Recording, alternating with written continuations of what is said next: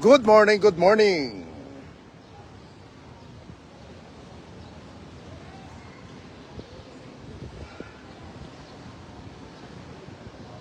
Sana yung music ko.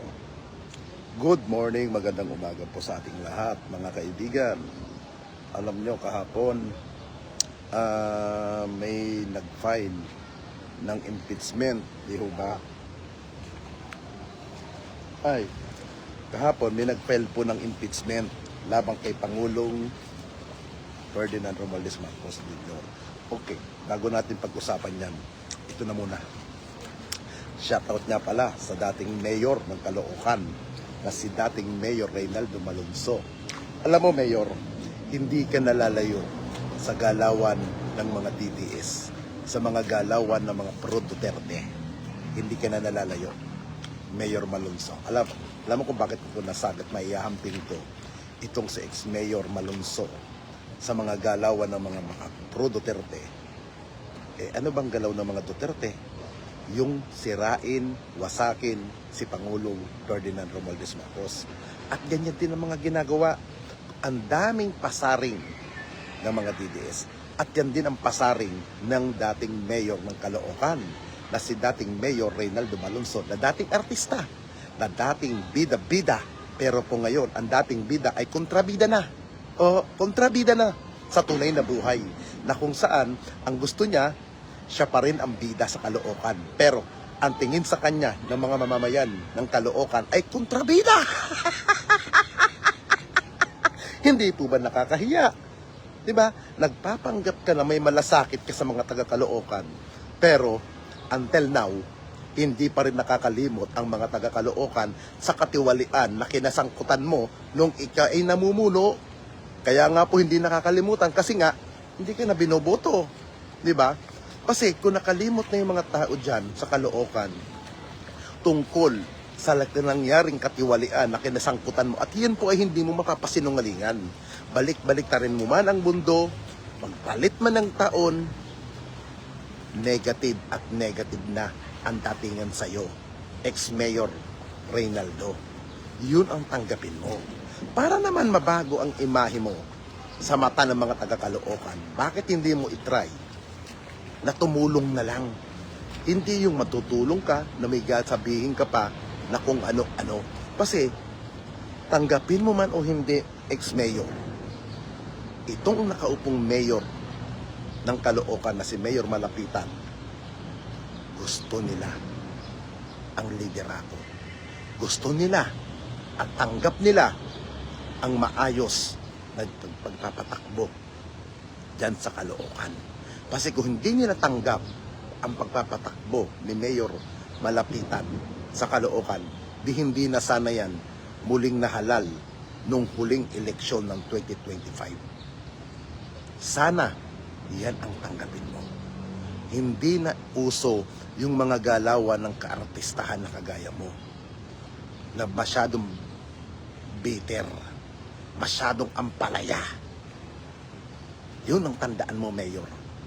Ha? Booking na booking ka na. Parang ito rin, yung galawan din ng taga Pampanga, na hindi naman taga Pampanga, hindi naman taga Tarlac. Ang layo-layo ng bahay niya sa Tarlac, taga Pampanga, pero nagmamarites sa lalawigan ng Tarlac. Paano kasi? Booking na booking din itong si Aling Pyra, na ang kanyang mga BFFF isangkot din sa flood control para mailihis ang isyo. Ayun, kuda ng kuda, putak ng putak ang putang inang babaeng ito para lamang mailihis yung kanyang kapartido na si dating Mayor Angeles ng Tarlac. At ngayon ay congresswoman. Simple lang naman ang gusto natin mangyari. Bakit tahimik ka, Pyra, sa kinasasangkutan ng Northern Builders Construction? Bakit hindi mo magawang batikusin yung kaibigan mo? Bakit kasangkot sa katiwalian? Totoo ba ito? Kasi binabakbakan ko sila Susan Yap, binabakbakan ko sila Governor Christian Yap, binabakbakan ko kung sino mga politiko, at lalong-lalo na si Congressman Noel Bong Rivera. Tapos mabubuking na yung kadikit ko, sangkot pala sa flood control. Baka naman napapagkamalan ako na naka-payroll ako sa iyo.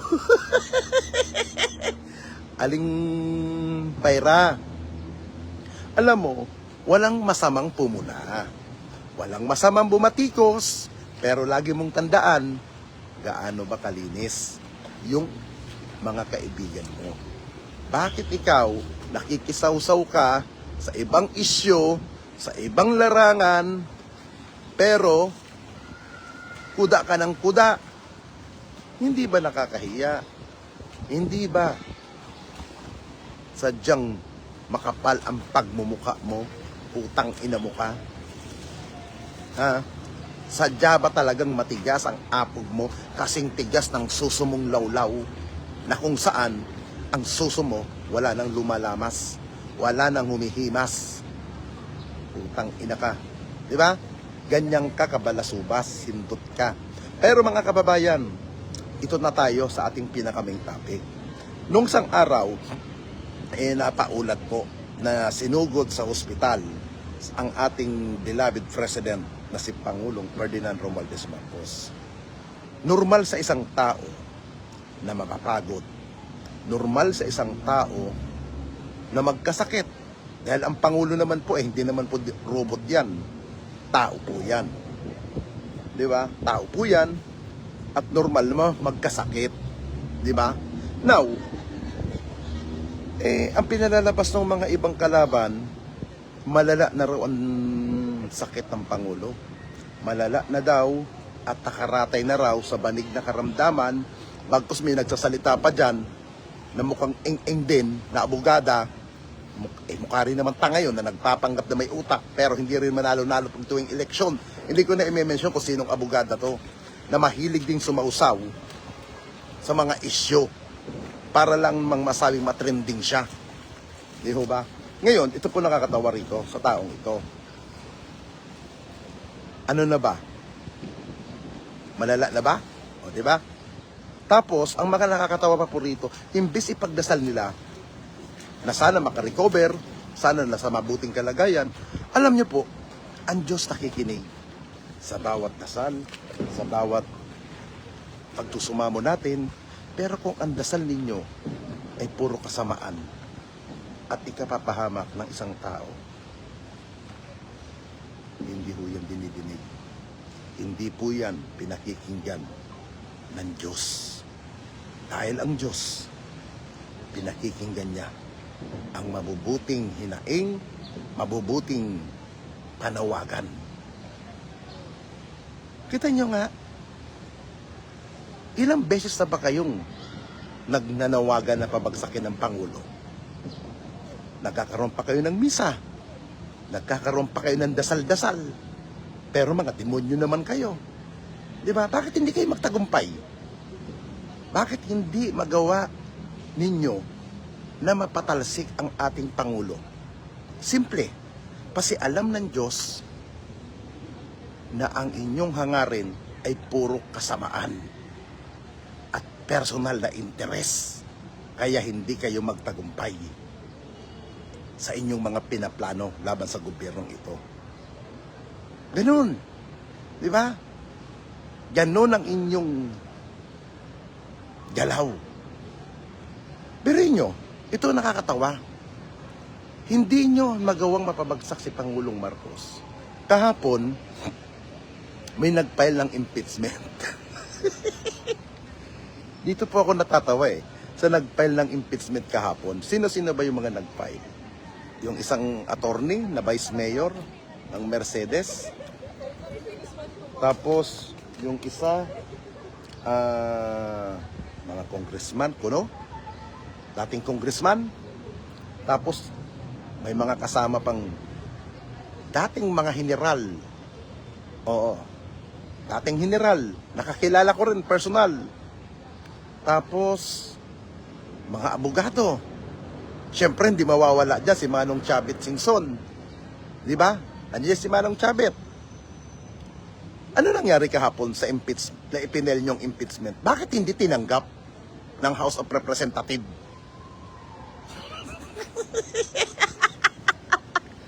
Hindi ba nakakahiya?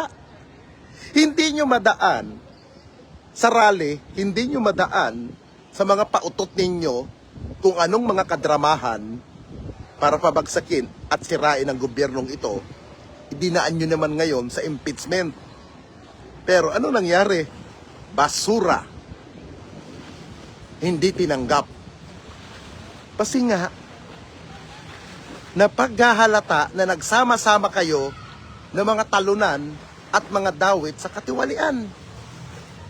Di ba? Ibig sabihin, talagang hindi kayo pinapahintulutan ng Diyos na magwagi. Hindi kayo pinapahintulutan na magtagumpay. Kasi kung ang sinasabi ninyo, malala ang gobyerno ni Pangulong Marcos ngayon, sa kabaliktaran, mas malala kayo pag kayo ang nakapwesto.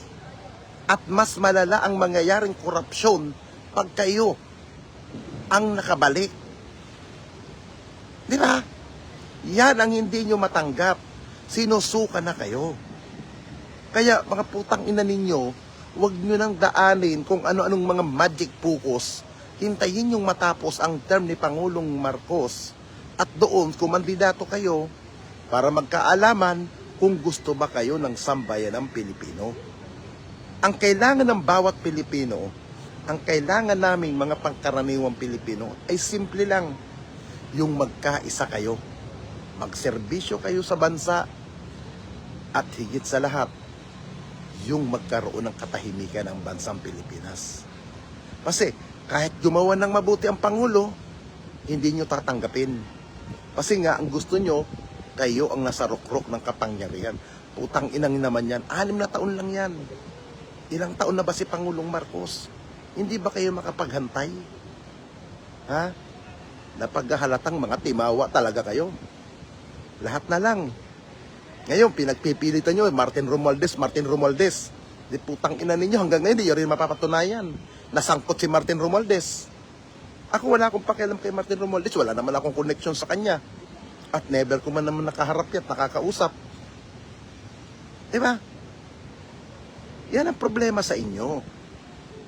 Kasi dito sa administrasyon ni Pangulong Marcos, nabulgar kayo eh. Nakalkal kayo. Tapos sinasabi ninyo, wala daw na ipakukulong si Pangulong Marcos. Yan eh, kay Bong Revilla. Ano yung kila Diskaya? Ano yung kila Alcantara? Di ba mga nakakulong ang mga yan? Di ba? Hantay tayo. Ha? Hantay tayo. Darating at darating ang panahon na matatapos ang termino ni Pangulong Marcos. Kaya mga kababayan, sama-sama tayo na ipanalangin ang Pangulo at bigyan siya ng magandang kaisipan, magandang kalusugan at higit sa lahat, mapagtagumpayan niya ang kanyang mga hadikain para sa ating bansa. Yun ang ipagdasal natin sa araw-araw. Dahil ang mga demonyo, ilang beses na rin nagdadasal, pero hindi sila magtagumpay. Siguro kung nagkataon, itong mga Duterteng ito ay nabobolan nila ang simbahang Katoliko. Nabobolan nila ang mga makakaliwa. Nagsama-sama na siguro para pabagsakin si Pangulong Marcos. Pero sa blessing in disguise at sa awa at tulong ng Diyos, hindi niya pinahintulutan na magamit ang simbahang Katoliko ng mga Duterte at yung mga tinatawag na makakaliwa. Kaya ngayon, dahil sila ay mga biguan, mga talunan, dinadaan na lamang sa kung ano-anong kadramahan, kung ano-anong kaletsihan, at higit sa lahat, kung ano-anong kaputahan ang ina nila. Kaya sa mga DDS supporter, mga buwaka ng ina ninyo, hindi kayo magtatagumpay. Pukin ang ina ninyo. Lulunurin ko kayo sa swimming pool na ito. Mga leche